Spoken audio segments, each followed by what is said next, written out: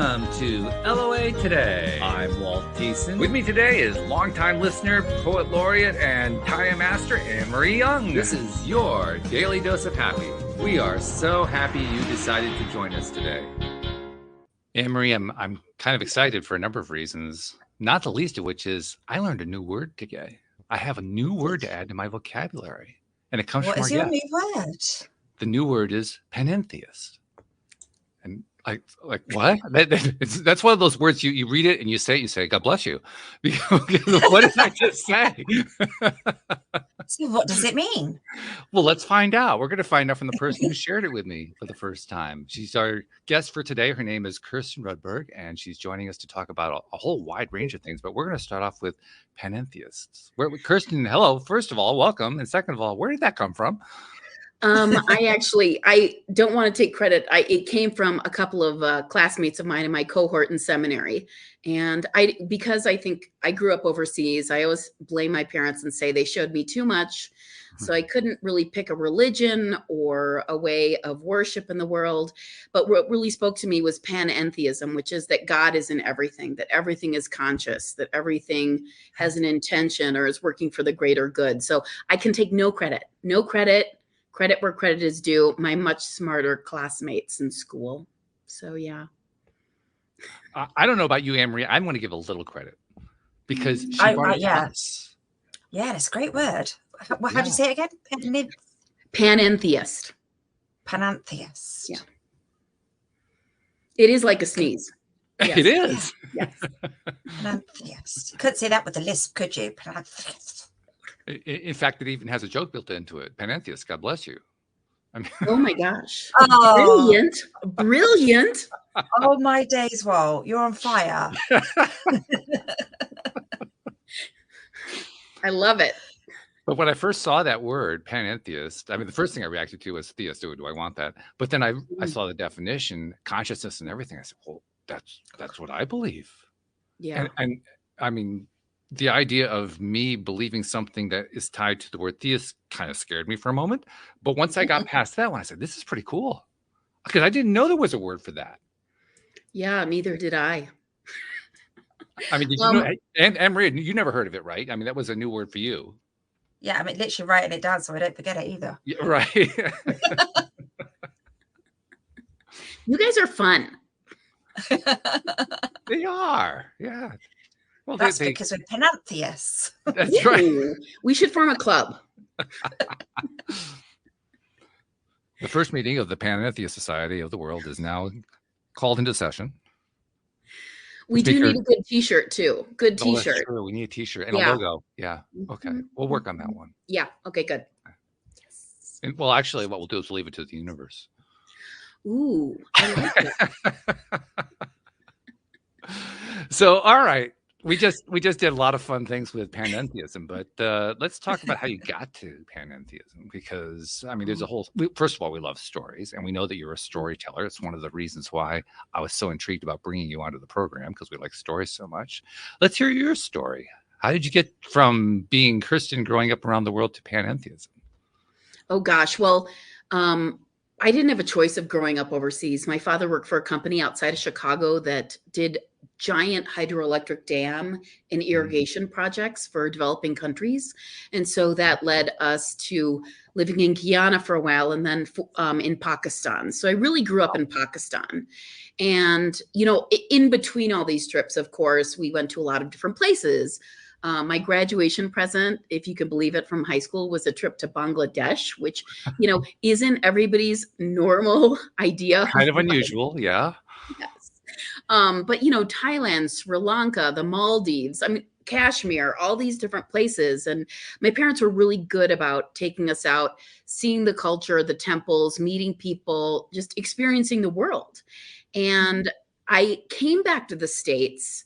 And suddenly I tell everybody it was my first great heartbreak, and I didn't realize I needed therapy until I started seminary. But that I came back from this multicultural world. You know, all the kids in my school were from everywhere you could ever imagine. Nobody cared about skin color, what church you went to, nothing. And then I came back to the middle of Illinois, which I'm sure, Yeah. as you can imagine, was very white. And it was all about suddenly what you wore. Jordache was a big deal then. Izod, bringing in Velveeta lunch slices to your lunch. If you didn't have those, you were kind of a troglodyte that should go live in the corner. And so it was such a stark contrast with the acceptance that I'd had versus what I was experiencing in Illinois. And honestly, it's kind of this, growing up overseas was this beautiful time in my life where I didn't have all the social pressures, and I'm endlessly, always trying to find that again. And I use the analogy that I have a sandbox and I want everybody to come in. Come on, let's go play and have a good time. I don't care who you are or what color your skin is. We're going to have a good time. And so I guess all that to say, I kind of have an expansive personality, maybe one that is, I want more friends. Maybe I'm desperate. I could be desperate. No, you're healthy. That's healthy. Okay, I'm healthy. Thank you. Thank you. And so really, truly, this panentheism is for me also a very generous way of looking at life and of looking at the natural world, and seeing myself as part and parcel of everything kind of creates for me more generosity of spirit, thinking that a stone and a tree and nobody's more special than anyone else. We all are legitimate. We're all supposed to be here, and we all perform an important function as far as how this world moves.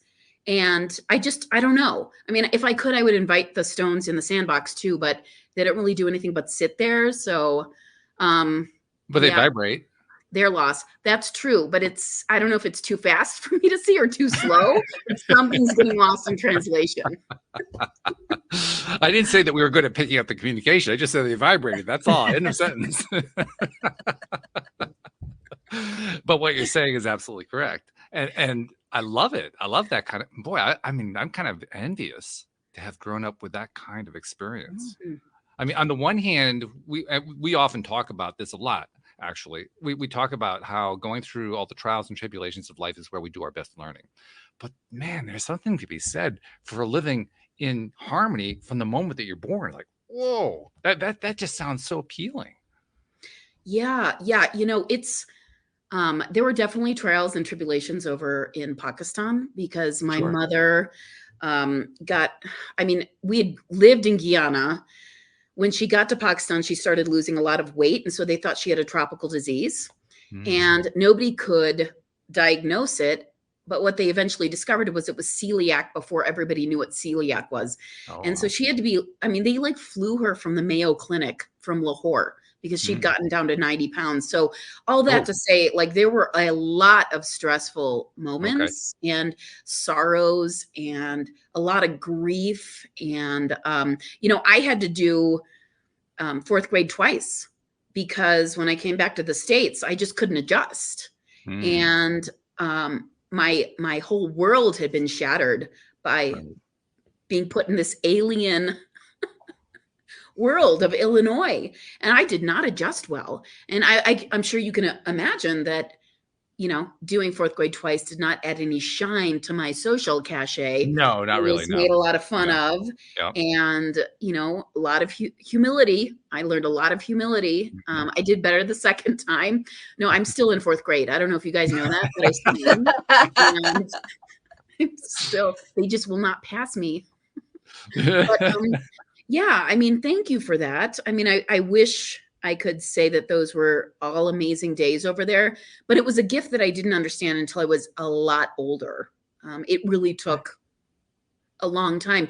And also going to seminary, because I went to seminary in Colorado. It's a very liberal seminary. And we had our first quarter or semester, this class on how to deconstruct slavery and racism, which was incredibly challenging and very distressing and very depressing.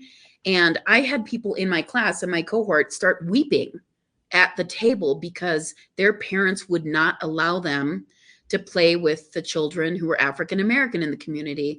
One of them got punished for bringing home a young girl. And they said, if you ever bring her home again, and this woman was weeping at the table. And that was when it finally struck me that my childhood was singular and that it was a gift that I could never, ever ever take for granted. And that realization kind of changed my entire life. Yeah.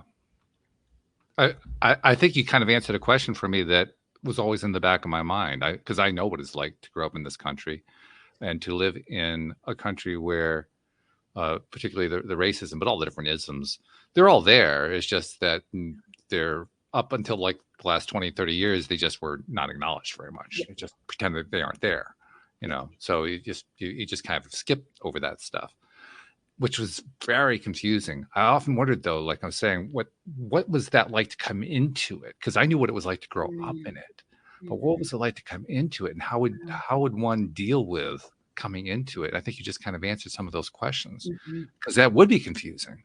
Yeah, it'd be very, very confusing.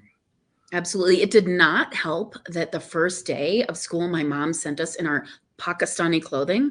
So that kind of just set the stage for the rest of the nightmare that was coming. Yeah.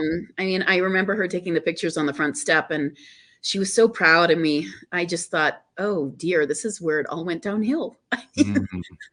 Because as you can imagine, they look nothing like what everybody else was wearing. Of course, which is the last thing you want in a public school in the United States. Yeah. No, it was like I was fresh meat to a pack of rabid wolves. And yeah, I'm glad I did fourth grade twice, because I could figure out what kind of clothes were appropriate to wear.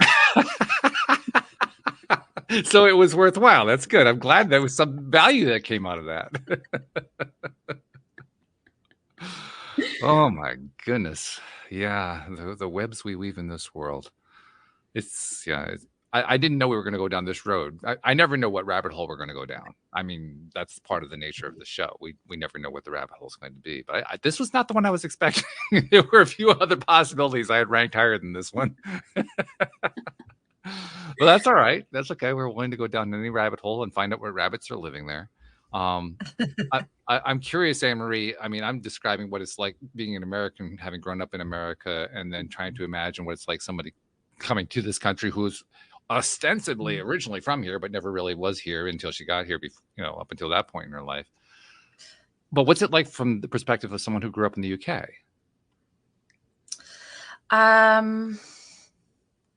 Try and remember that far back.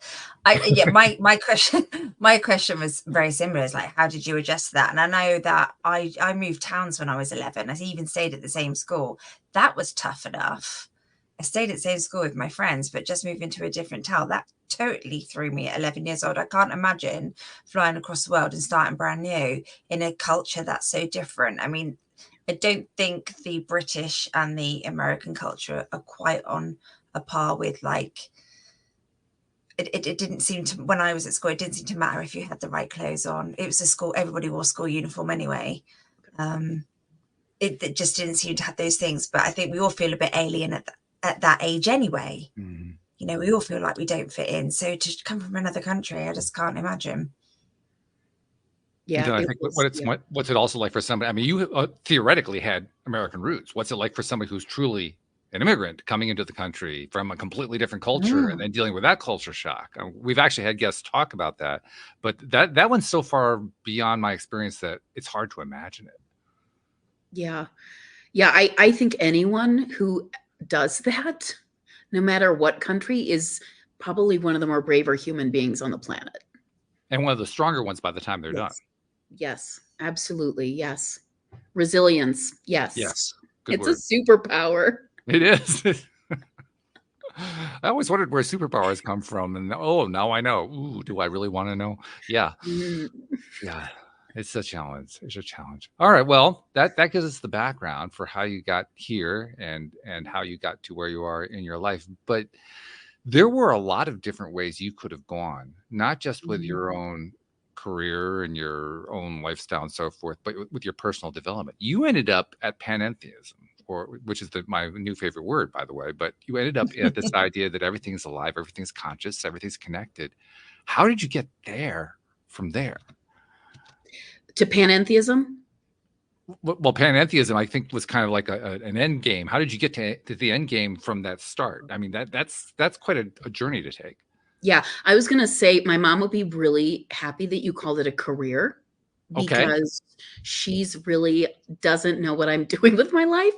So I'll have to just show her this and say, someone call it a career, Mom. She and most parents, by the way, most parents are still trying to figure out what their kids are doing. I'm just saying, unless they became a doctor, a lawyer. I mean, unless they fit one of the traditional categories, that's what everybody was trying to figure out. It has been for generations. Yeah. Hey, I'm still trying to figure out what I want to be when I grow up. Yay.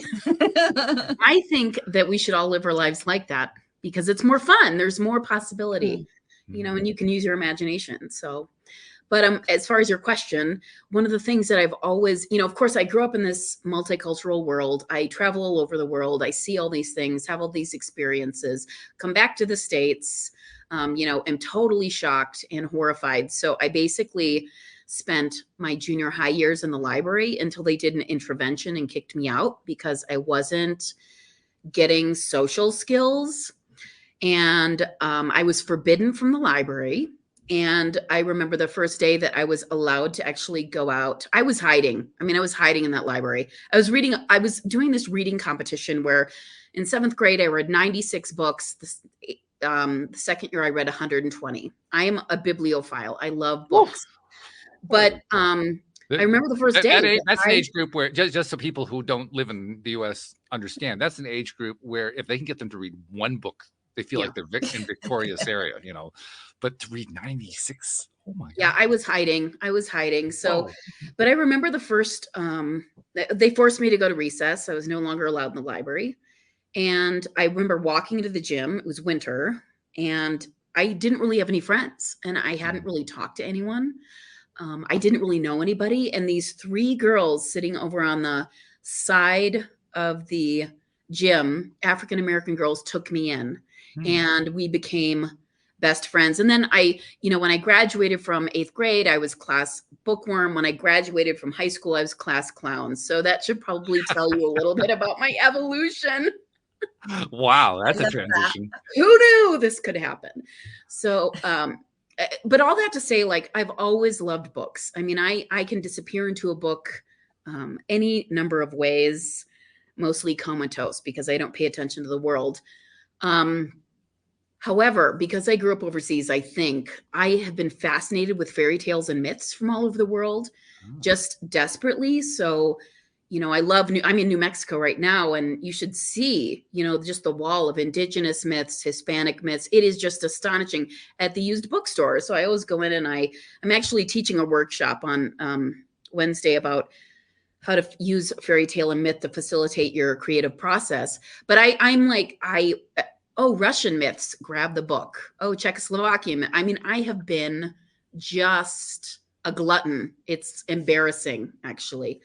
And I am fascinated with how humans create meaning and how they figure their world out and how stories evolve over time, depending on, the political or cultural constraints that are happening around their stories. And so the panentheism seemed to me, when I was trying to figure out, because I hated going to seminary and not having a religion, it was very distressing because we had 35 people in my cohort. They all had something, including Lutheran, Presbyterian, all these different faiths. And I had nothing. And I just thought, what speaks to me? And story speaks to me. How humans create meaning speak to me. I love the stories where a tree comes alive and it gives someone advice, or a stone pours water for someone who is desperately dehydrated in the desert. These magical creatures come forth to help the protagonist on their way to succeed, to achieve something. And to me, panentheism was that. I was like, why wouldn't I want to talk to that stone over there? Who knows what it's hiding or what it can give me? And so I don't know, that's a long answer to your question, but that's how I evolved there, probably. That's a good answer. I like that. You managed in a very short time to cover a very wide breadth of possibilities. That's a skill. That's not easy to do. I'm curious. Go ahead, Anne-Marie. No, I was just saying, it almost takes you back to your early childhood, because where anything is possible and there's no stigma. A tree can talk, a tree can advise, a rock can give you water. It's just embracing everything. Yeah, I think it's for me, because I have a really playful spirit. It's, for me, a way to be adult in our world, which can be so challenging and stressful, but it's a way to be in this world where there's always the possibility of play and imagination and new experience. Because, I'm open to those things. I'm open to the possibility every time I step out the door. Unless I'm in a bad mood and I'm super grumpy, then I'm not. But mostly I like to live with the idea that there's possibility every single day. Something magical could happen. So, yeah. I'm also curious, are you a Joseph Campbell fan? Oh, yes. Actually, when I give my workshop on Wednesday, that I'm going to talk about the hero's journey. Okay. First of all, I just think I don't know the level of the students that are coming. So as kind of a background, it's a good architecture to like hang stories on and narratives. So yes, I am. Why, yes. I can't say I'm real surprised, to be perfectly honest. If you weren't a Joseph Campbell fan, now that would have thrown me. But yeah, based on what you've told me and what you've told us, yeah, I'm not surprised that you're a Campbell fan. I think one of the reasons I thought of Campbell was partly because you were referring to myth, but also partly because Campbell is kind of representative of the last, 50 years, my lifetime, let's just say. Throughout my lifetime, I've seen a transition that has occurred, particularly here in the US, but it's also occurring across the world toward this general idea of panentheism. Not that that's ever been labeled as where it was going. Heck, I didn't even know what the word was until 20 minutes ago. But that's kind of where it's all been pointing to. And Campbell is very much an example of that, because when he first started writing, he was not accepted. He was not believed. He thought he was basically rejected as a fraud and as somebody just to be ignored. And today, he is a major figure in the lives of so many thought leaders today. Yeah. I mean, and he still has his critics. I mean, it's not like the critics went away. They're still there. They're still complaining that he's basically a false prophet and all this kind of stuff.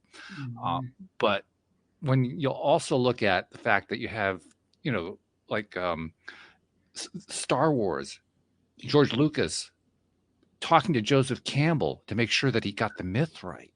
Yeah.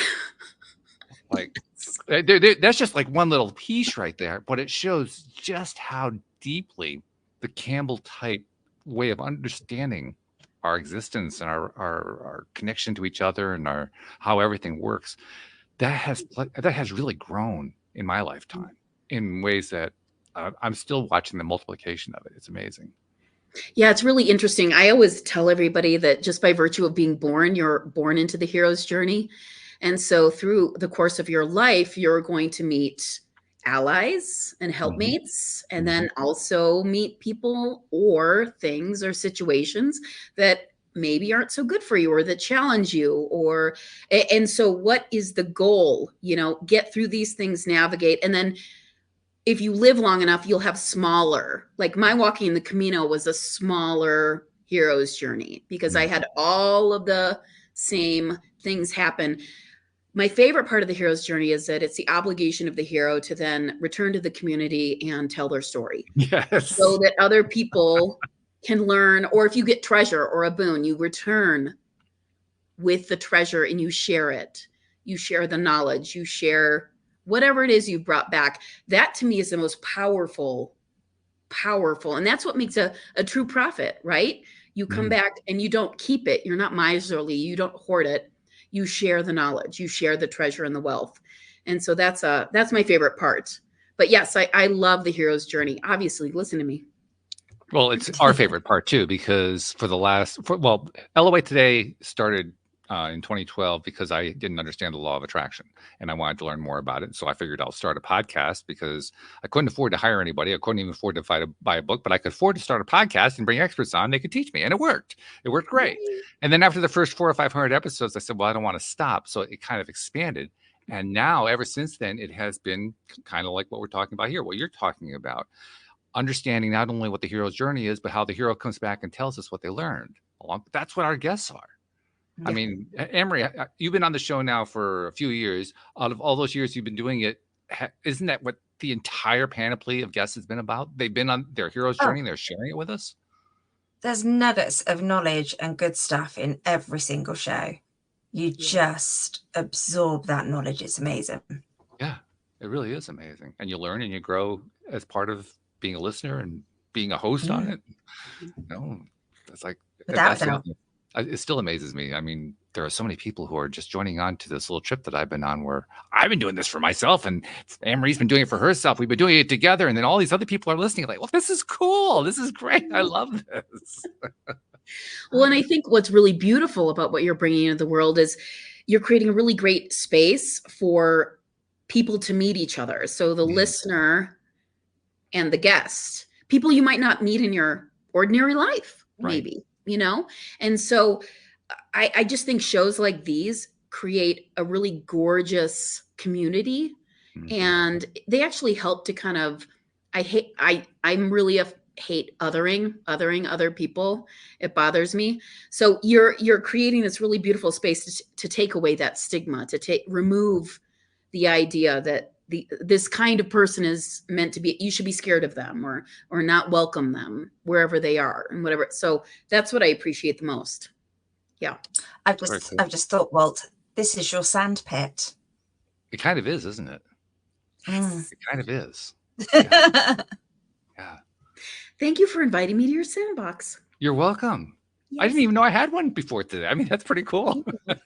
How much stuff have you learned today, Walt? 10 years and it's still going on. Well, let's see. In the last 27 minutes, quite a bit, actually. Oh, my goodness. And of course, it opens up all kinds of possibilities. Where do we want to go with this? Let's go to the fact that you're the latest hero, Kirsten, joining us today, and you're sharing your hero's journey. So I'm going to really open it as wide as I can possibly open it and say, what part of that journey do you want to share? Oh, gosh. Oh, that's a big question. You know, I'd love to talk about my Camino experience because it was so singular. And considering that I'm not religious, it really is kind of a wild story. Well, it's appropriate because I didn't even know what the Camino was 4 years ago. All of a sudden, in the last 4 years, we've had at least a half dozen people who walked the Camino, and they got their great Camino story and all that. It's mind blowing how much, you know, the law of attraction. But it's amazing how much that stuff just kind of keeps accelerating. And here you are telling another Camino story, so it fits. Yeah. It's appropriate. Okay, good. And I'm looking forward to it. I think Anne-Marie is too. Yeah. Okay, good. Yeah, I mean, I sent you that book on the Camino, didn't I? Well, she did. Deborah. So, when I changed homes, that was her home warning gift to me. It was great. Honestly, yeah. The stories I hear of it are just amazing. So bring it on. Okay. Well, when I graduated from college, I couldn't get anyone to hire me to save my life. And so I got placed in this corporation as a temp. And after about 3 months, someone said, oh, there's this woman who wants to hire you potentially for a position. And I thought, okay, no one else will hire me, so let's check it out. So I opened the door of the conference room, walked in, and there was this one. I looked at her, and this is the first time this has ever happened. I looked at her and I had this instant sense, oh my God, I know you.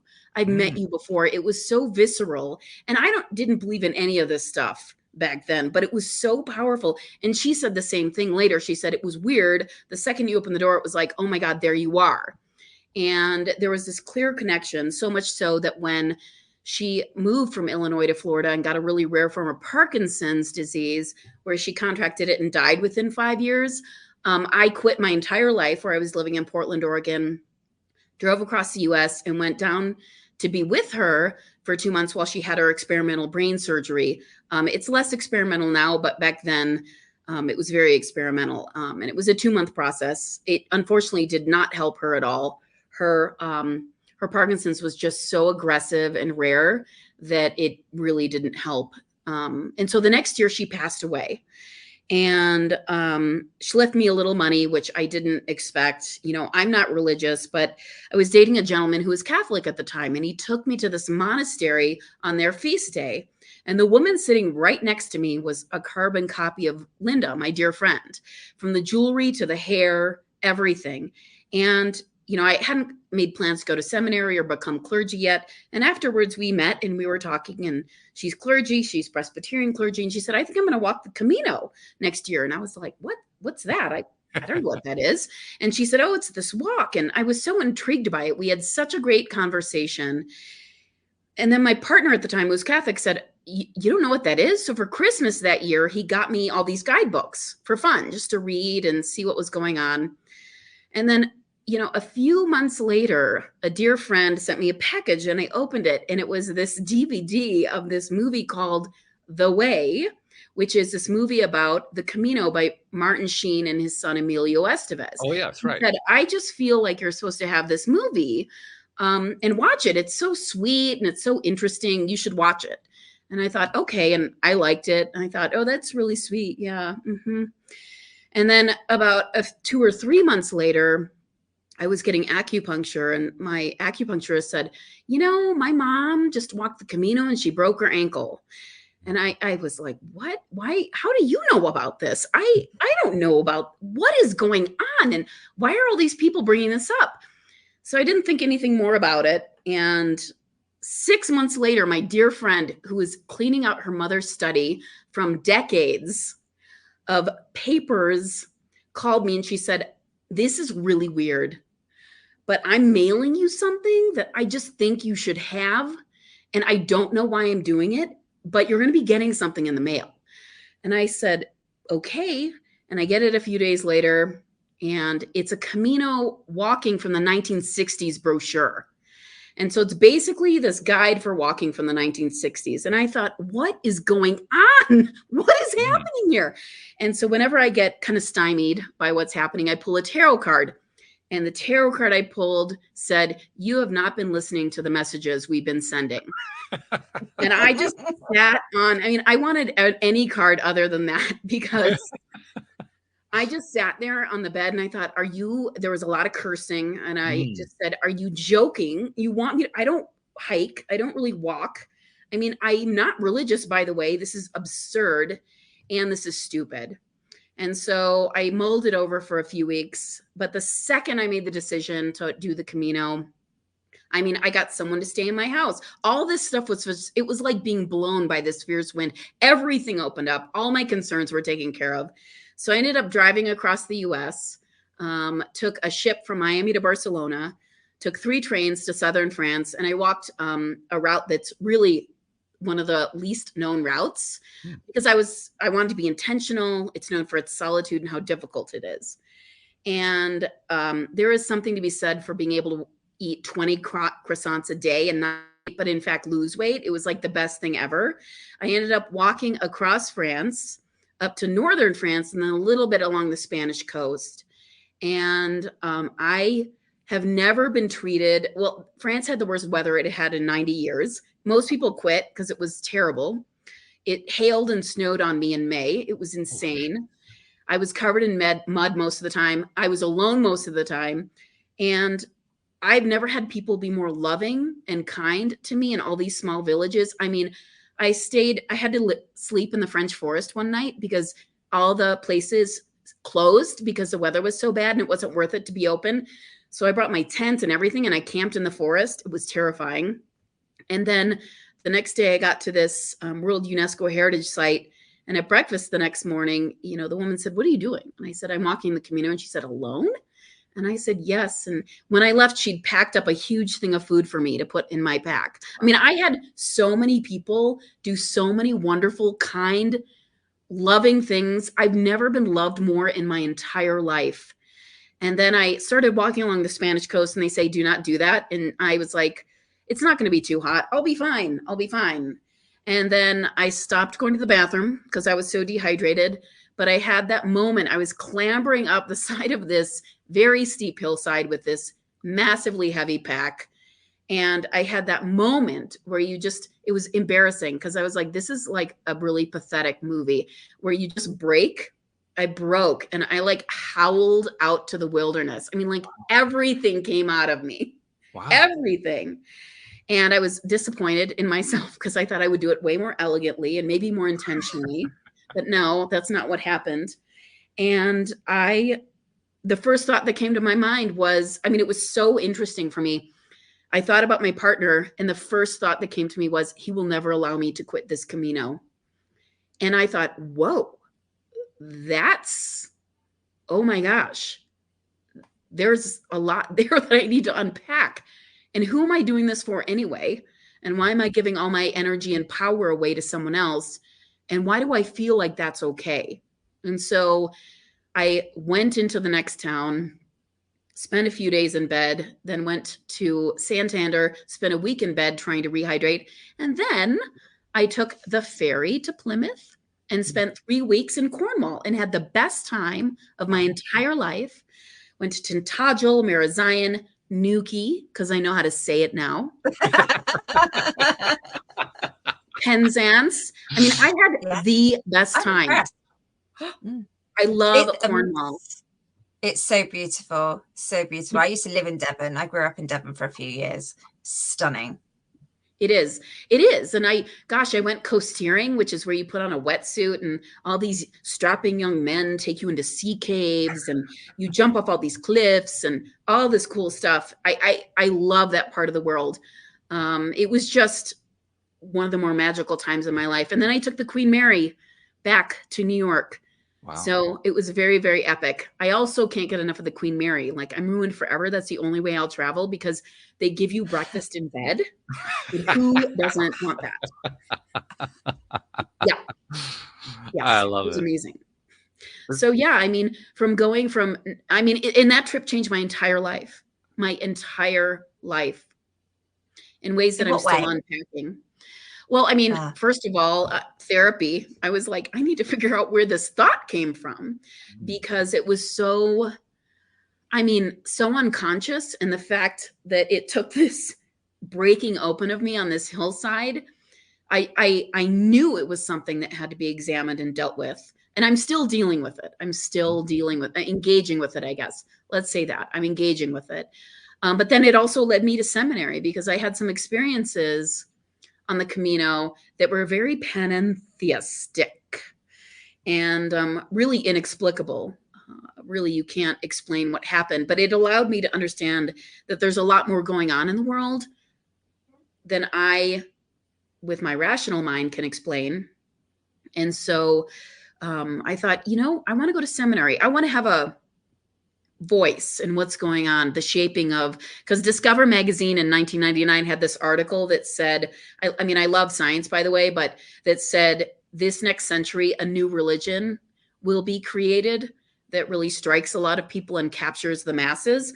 And I thought, if that's going to happen, I want to be part of the conversation. So yeah. Okay. Yeah, I will be a benevolent overlord, everyone. Okay.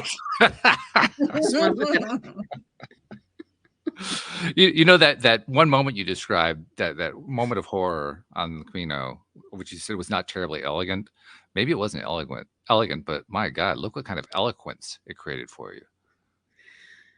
Yeah. I mean, seriously. I'm also a screenwriter, and I can't stand, like, this is one of those things, how every horror movie, the person is trying to run away from the monster or the bad guy. Yeah. And you're just like, they're going to trip because this is what happens. And then they trip. You expect them to run into the hiding place with all the chainsaws hanging from the ceiling. That's kind of what you expect is going to happen. It's so boring because you just think this is so basic. Can't you come up with something more interesting? Right. And so I think that's why when I had that moment on the side of that hillside, I thought, oh, Kirsten, like, at least you could have maybe rolled down the hillside, almost gone off a cliff, get hanging from a tree, screaming. Someone could save you, like, make it a little more interesting, make it a little more provocative. So I was a little disappointed in that, but it absolutely allowed me to understand some of the unconscious things that I was operating under. And I needed that. I love having my hole in the ground like an ostrich. It's like my favorite thing. Obviously, I was hiding in that library. If I could hide in a hole, I would probably do that too. But this forced me to confront something that needed confronting. You heard in the introductory video that we show at the beginning of the episode, Anne-Marie is a Taya master, which means she's gone through something called the Taya boot camp. Taya stands for Trust Your Abundance, put on by a friend of ours named David Strickle. And when you go through the Taya boot camp and you do become a Taya master, you go through exactly that kind of thing. I mean, I went through it also. For me, Anne-Marie, it was in the very first module. I don't know where it was for you. It's always different for every person, but there's always that one moment where you just do this massive crash and burn and it's completely unavoidable and it's part of the course. which kind of pisses you off, really. Yes, mine was I started off great. Yeah, I've got this. This is fine. There's not really any bad stuff in my life. And then, oh my God, it was just down for a long time. It was one of the hardest things. But when you've gone through it, the elation and the freedom, it's so worth it. And then that, I was also doing it while going through the menopause. That's even less fun. But just doing that, and I think that's with the Camino is that confronts you. That's what you get. It's that magic of, hi, you can't run anymore. You're not tripping over. I'm tripping you up. And that's the beauty of it. And it's that magic space to do it. And it's always, from what I gather from people, it's like the Camino supports you through it. Yeah, it absolutely does. You wouldn't get that if you were just in the street. Yeah, absolutely. And I think, it was something that for me, since most people quit walking, I needed to do it alone because I'm sort of a contemplative at heart. And there's something really magical about waking up every day and you brush your teeth, put your hair back in a ponytail, put your shoes on, put your pack on, and you walk. End of the day, eat dinner, brush your teeth, go to sleep. And there's something so contemplative about that. Having the same movement every day, it really takes you out of the ordinary world. Like you're in this liminal space that doesn't really exist. I'll never forget. I mean, I was walking through this French forest and alone, always alone. And it was up and down these kind of mountains or hills. And I was feeling the solitude. There had been a forest fire that had gone through. So some of the trunks were charred and blasted, had exploded. So there was a great feeling of this place had been logged, it had been burned, but there were still trees. So there's a sense of just being in an otherworldly landscape. And I come to the crest, and there's a big open, and I look over, and I've been alone for multiple hours. And in the middle of nowhere are these two fancy sport cars, a group of like 6 or 8 people sitting at this picnic table, drinking Dom Perignon with like a whole picnic thing laid out. I felt like Alice in Wonderland. And they were like, come drink some champagne, like come have fun with us. And I thought, good Lord, I'm so dehydrated. I would probably die if I drank that champagne. But it was one of the more surreal experiences I've ever had in my life. Because you just don't expect that going through kind of a ravaged landscape.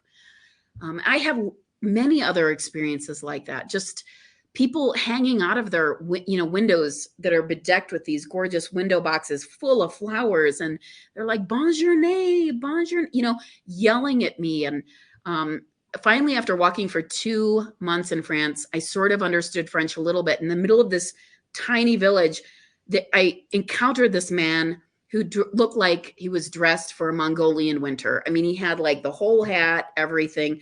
And he came up and he was like 85 years old. And he was so excited that I was walking the Camino. He just started talking so quickly, asking me all these questions. And I tried to answer him in my broken French. I don't know if we made any sense to each other, but he had the biggest smile on his face. It made his day and mine too, because we had the encounter. And it was so beautiful. And I always think about it and wonder what he's doing, if he's still around. But even though we couldn't speak each other's languages, that smile, that love was there, that appreciation. And it was absolutely magical. Wow. Yeah. Sounds beautiful. Yeah. Yeah. It was really depressing to come back to my regular life. I just have to tell you, I needed more therapy.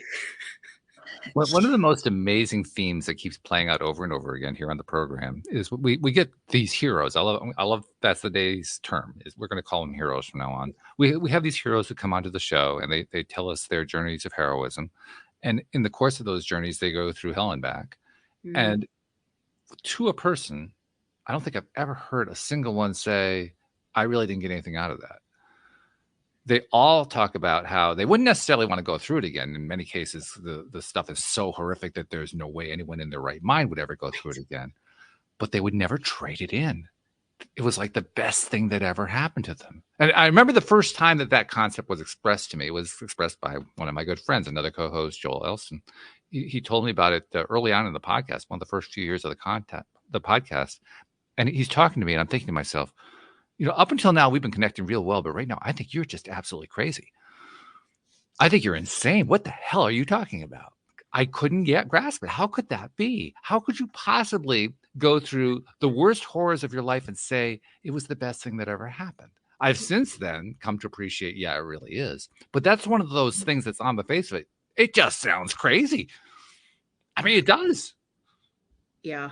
This falls under, it's really great that we can't see the future, because we would not go towards those things that can shape us and mold us. Or, I always use the word clarify.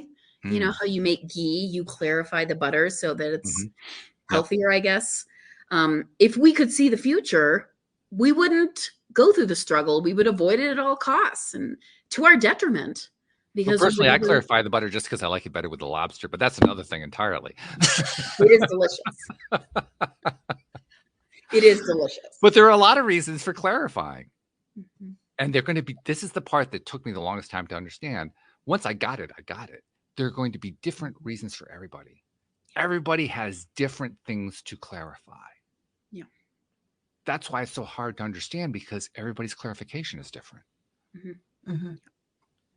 Yeah. Everybody's lessons are going to be different depending on what needs to be adjusted, I guess. I always look at it as, because I did the Camino, I went to seminary, and, now I have all these projects I'm working on that are really kind of social justice oriented, but also about engendering community and belonging.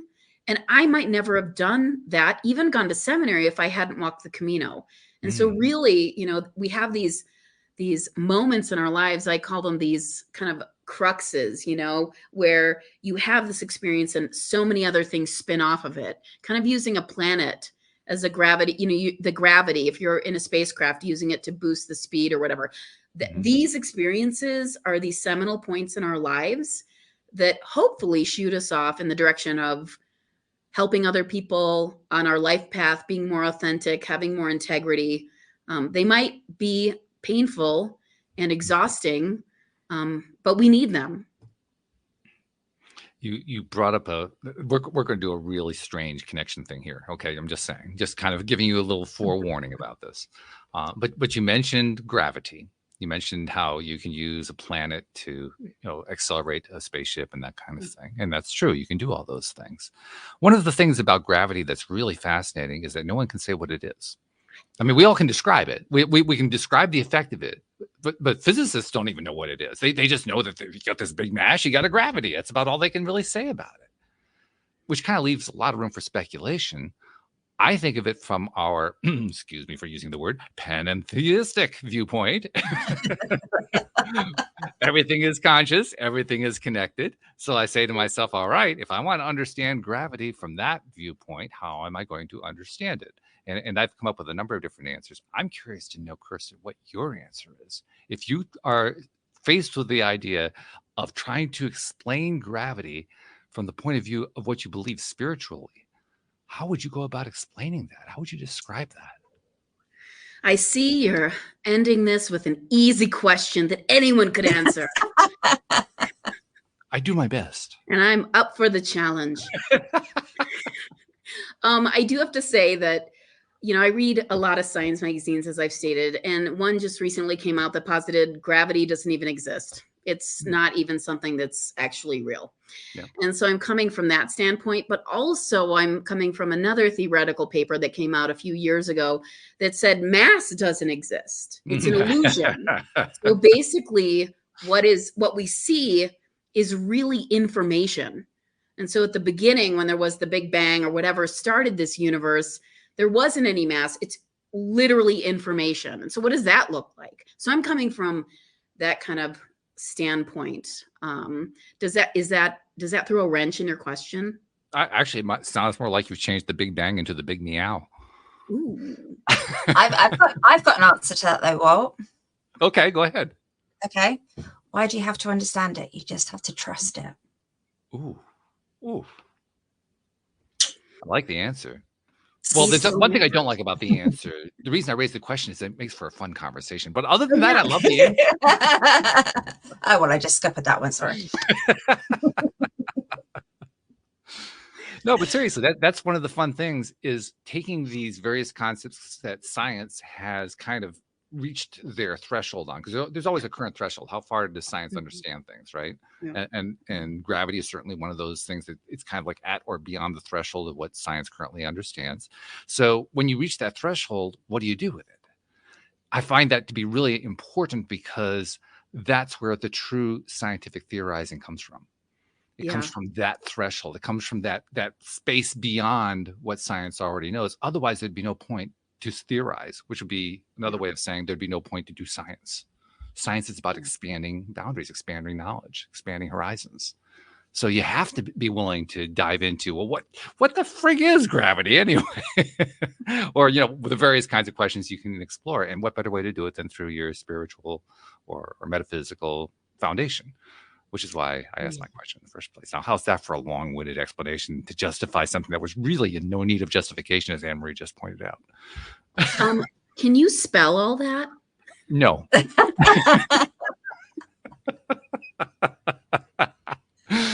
Nor am I about to try. I love that because, I really do think before I went to seminary, I always used to think, oh my gosh, I need to unite science and religion, right? I need to do it. Now, there's already a lot of physicists who are kind of dabbling or engaging in that. People who kind of believe in a larger power or a larger force, and they're trying to reconcile, these two seemingly disparate methodologies. And I think, in the middle is the exciting place, that threshold that you're talking about, that liminal space, where Joker's wild. Any possibility, the imagination can just run riot as long as you can maybe get the math. But if you're talking about religion and spirituality, that's ephemeral. It's, unless you have a direct experience or nobody can really quantify that with math or with a paper or what have you. And so how do we marry these two disciplines? Religion, where everything is kind of subjective, and then math, science, physics, biology, where many people can agree on observations. And so that central place where they meet is very exciting. And I think that as time goes on, we're finding more, I would say theories, words, the braver among the more scientists who are talking about this stuff, we're finding some common ground where we can and it's all in quantum mechanics and quantum physics, which is a really exciting, I think, frontier. Honestly, just with the way that indigenous societies are saying, oh yeah, of course the plants talk to us. It's like all vibration. Of course, they're telling us how to create ayahuasca, which is this complicated blend to create an entheogen that helps people expand their horizons. It's a plant medicine. They've already been living this and understanding that everything is one. Nothing is separate, and that everything communicates. We just forgot it in our Western world or ignored it because it was more convenient. Because how do you make money? If you separate things out and say, oh, copper or this, we can mine this land for gold, and you extract, because money is really your God, you then aren't having a conversation with the land and the animals, and you're more willing to just go in and destroy habitats or pollute streams if you are just totally devoid of understanding that everything is one. Does that make any sense? I understand what you're saying. To me, one of the most fascinating and most enthusiastically exciting things about this threshold that we're talking about is that it's unavoidable. Yeah. It's happening now. It's happening at an accelerated pace. And the dichotomy you just described is disappearing really fast. Yes. It's like it's melting away. It's eroding away. So what we might have at one point described as what you described, this world of the West being, separated from the spirituality, all that's gone. It exists in people's memories, so they talk about it a lot, but it actually doesn't exist anymore. It's gone. It's in, and both the West and the East are kind of like trying to come to grips with, well, where did it go? We had this really cool polarity going on, and it's gone. We don't know what to do without it. That's what I see going on right now. And to me, that's exciting because I know, partly from doing the show, but I know that when that happens, that's when the coolest stuff happens. Because once all those artificial boundaries have melted away, which is exactly what's happening, something new comes out of it. Something that we can't even perhaps begin to understand what it is yet. We're starting to see like the outlines of it. You mentioned money, for instance. I made a comment on the show about 4 years ago, I think it was. It was in the middle of the pandemic. I made the comment that, of course, the pandemic happens in 2020. 3 months before the pandemic hits in March, I start the year off by having a little fun with 2020. 2020 is what we use to describe normal vision, right? So I said, well, 2020 is going to be the year of clarity. We're going to learn a whole bunch of stuff about ourselves. I had no idea what was coming. I had no idea how accurate I was going to be about that. But it was true. That's exactly what happened. We learned a whole ton about ourselves by going through the pandemic. Another thing that I made a comment on was, and I don't even know where this one came from. I can't tell you what the logical sequence was that led up to this.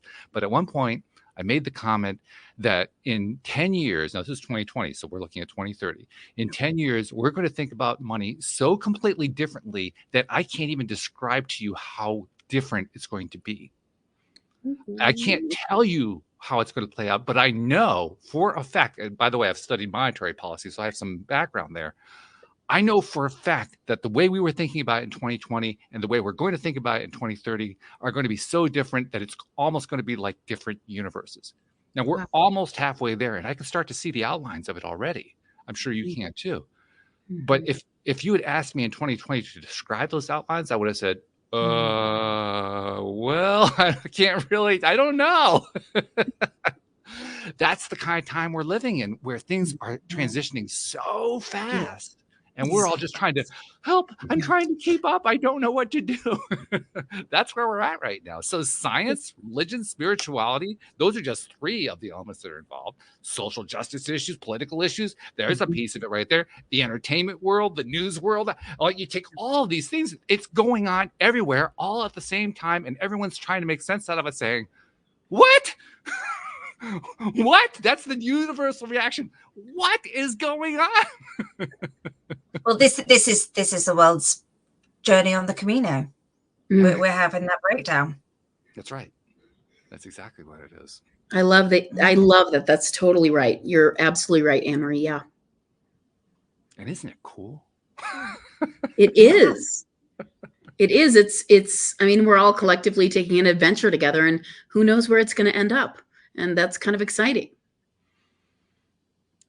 I'm thinking about a lyric from an old song. I can't think what the name of the band was. It was a Southern rock band, but the lyric is "The road goes on forever." Oh, and that's exactly what this is. I mean, it seems like we're expanding onto this new thing, and we don't know where it's going to go. It's useful to remember it never stops going. Yeah. It continues. Yeah. Doesn't matter how long we're in this particular plane of existence. It continues anyway.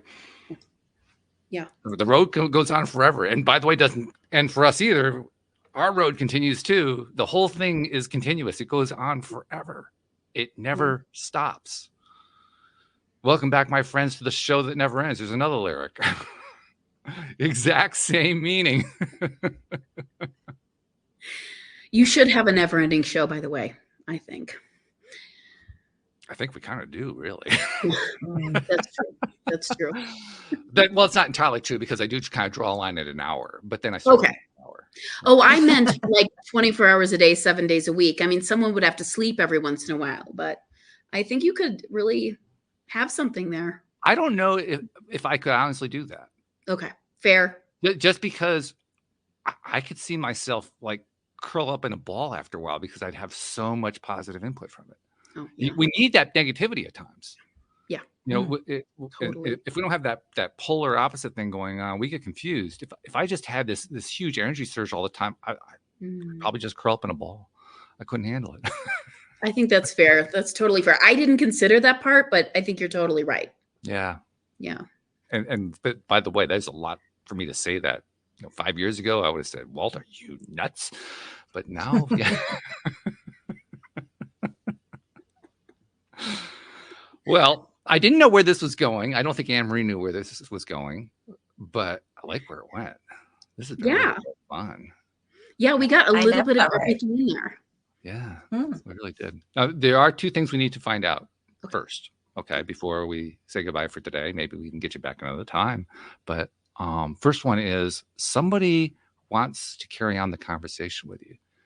How do they find you? They can go to my website, bitesizedblessings.com, and it's BYTE. And it's really about my podcast, but you can find more information about me, my books that I've written, other projects that I'm working on. And there's an email there, so they can absolutely reach out to me. Also, Facebook and Instagram. But the important thing is bite-sized because it's BYTE. So yeah. I love the digital piece of it too. I like that. Yeah. Really cool. Yeah. Second thing I got to do, and this is going to be so easy today. I do this as a regular thing, but today is going to be so freaking easy. I noted a few years ago that guests come onto the program and I visit other people on other programs and people are publishing stuff on blogs and social media and so forth and putting out all this content and all this useful information and so forth. And I noticed we weren't getting a lot of credit for it. In fact, we weren't getting any credit for it unless we were interacting with somebody. So I decided to make it a practice to say on behalf of those people that you've never met, you've never seen, you never will meet, you never will see, you've been giving this content to and not seeing what they've been doing with it, but they've been getting advantage out of it and they've been getting help from it. On their behalf, thank you, Kirsten, for what you're doing.